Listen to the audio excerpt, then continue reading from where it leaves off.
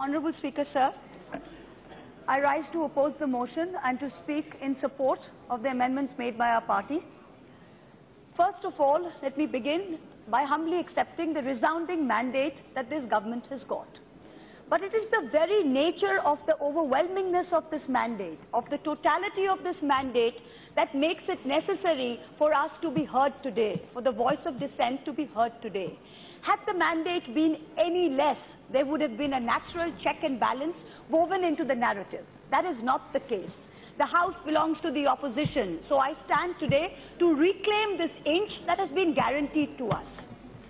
Let me start by first quoting Maulana Azad, whose statue stands tall outside this great hall. He once said of this country that he was fighting to build. He said, "It is India's historic destiny that many human races and cultures should flow to her, finding a home in her hospitable soil, and that many a caravan should find rest here, where our cultures, our languages, our poetry, our literature, our art, the innumerable happenings of our daily life shall bear the stamp of our joint endeavor." This is the ideal that was carved into our constitution. This is the very constitution that each of us have sworn to protect. But this constitution is under threat today. Of course, you may disagree with me. You may say, "Achhe din are here, and the sun will never set on this Indian empire that this government is seeking to build." But then you're missing the signs. You are missing the signs, and if you would open your eyes, you would see that there are signs everywhere that this country is being torn apart.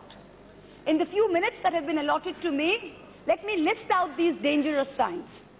The first sign: there is a powerful and continuing nationalism that is searing into our national fabric. It is superficial.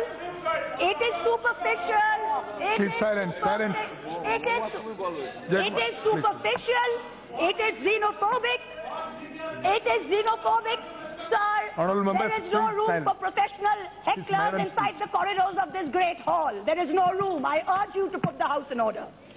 There is a powerful and continuing nationalism being seared into our national fabric. It is superficial, it is xenophobic, and it is narrow. It is a lust to divide. It is not a desire to unite.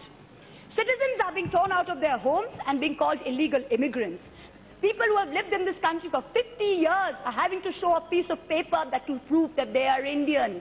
In a country where ministers cannot produce degrees to show that they graduated from college, you expect dispossessed poor people to show papers to show that they belong to this country. Slogans and symbols are being used to test allegiance. There is no one symbol, there is no one slogan that can show any Indian that they are a patriot. There is no one test, sir. There is no one test. The second Please sit down there. Please. The second sign, there is a resounding disdain. Let her complete. Please sit down. The second sign, sir, there is a resounding disdain for human rights that is permeating every level of government. There has been a tenfold increase in the number of hate crimes between 2014 and 19. 10x. It is like a valuation of an e-commerce startup, sir. There are forces in this country that are sitting there just pushing this number up. The lynching of citizens in broad daylight is being condoned. From Pehlu Khan in Rajasthan last year to Mr. Ansari in Jharkhand yesterday, the list is not stopping. The third sign: there is an unimaginable subjugation and controlling of mass media today. 5 of the largest news media organizations in India are today either indirectly controlled or indirectly debted to one man in this country. TV channels spread a majority of airtime broadcasting propaganda for the ruling party. Coverage of every opposition party is cut out. Let the government come out with facts and figures to show ad spend per media house. What are they spending the money on, and which media house are they blocking out? The Information and Broadcasting Ministry employs over 120 people solely to check the content on TV channels every day to make sure that there is no anti-government news being put out. Fake news is the norm. This election was not fought on farmer distress. This election was not fought on unemployment. This election was fought on WhatsApp, on fake news, on manipulating minds. every piece of news that this government repeats, every piece of news that you put out, every lie that you put out, you repeat and repeat till it becomes the truth. This is the Goebbels doctrine. You talk of Namdar and Kamdar. Let me tell you, the Congress party may have put up 36 dinners since 1999 in Parliament, but the BJP has put up 31. I tell you, every time you put out one figure, one fact, that is not the truth. Anything that is not the truth, you are destroying the fabric of India. Yesterday, the floor leader of the Congress party, this is not a place for professional heckling, sir. I urge you, put the house in order. The floor leader of the Congress party yesterday, sir, I will wait. I will urge you to put the house in order. I will wait. I will urge you to put the house in order. Now house is order. Thank you. The leader of the floor of the Congress party yesterday said that the cooperative movement has been a failure in Bengal. I urge him to check his facts. The one cooperative that he is referring to, the Bhagirathi Dairy in Murshidabad, is now in profit, sir. Every small misinformation that we put out serves to destroy this country. The fourth sign, there is an obsession with national security. At my maiden speech, sir, I have to finish. There is an obsession with national security and the identification of enemies. When we were children, my mother would say, do this, do that, Kala Bhoot will come. It is as though all of us in this country are today in fear of some nameless, shameless Kala Bhoot. There is fear pervading everywhere. The achievements of the army are being usurped in the name of one man. Is this correct? New enemies are being created every day. The irony is that over the last 5 years, I urge you, Mr. Speaker, sir, no professional heckling. The irony is that in the last 5 years, terrorist attacks have gone up manifold. There has been a 106% decline. There has been a 106% increase in the death of Jawans in Kashmir.